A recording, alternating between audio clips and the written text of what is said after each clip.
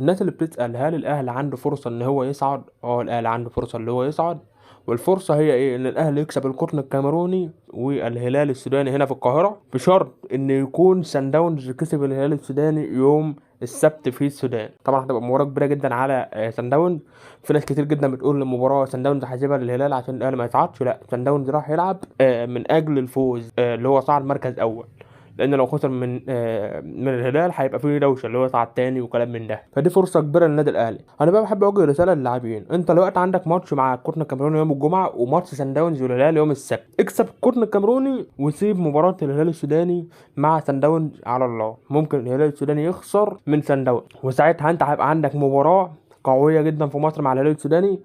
لازم تكسب الهلال السوداني هنا 2-0 او فرق 2 عشان تضمن، لان طبعا في ان المواجهات المباشره والنتائج المباشره والكلام ده. دي فرصه كويسه للاهلي اللي هو يكسب الهلال ويكسب القطن، وسان داونز يكسب الهلال.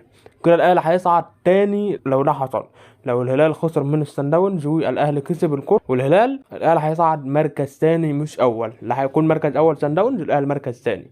وان شاء الله الاهلي هيصعد من المجموعه دي. طبعا احنا عارفين ان اللي هي مجموعه صعبه، بس ان شاء الله خير والاهلي يصعد من المجموعه دي. والناس اللي بتقول ان سان داونز راح تلعب مع الهلال وهتسيب الماتش للهلال، الكلام ده مش صحيح.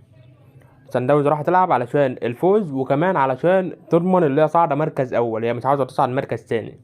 وده هتبقى حاجه كويسه للاهلي. لو سان داونز كسبت الهلال ده هتبقى حاجه كويسه جدا للاهلي. وباذن الله الاهلي هيكون صعب من المجموعه دي. طبعا هي عارفين اللي هي مباريات صعبه، بس انا هقول لكم بصراحه كده: الاهلي عليه يكسب القطن الكاميروني. مش سريع في الكاميرون، مع احترامي للقطن ومع احترامي لفرق الكاميرون، لكن الكاميرون مش فرقه ان انت تخاف منها.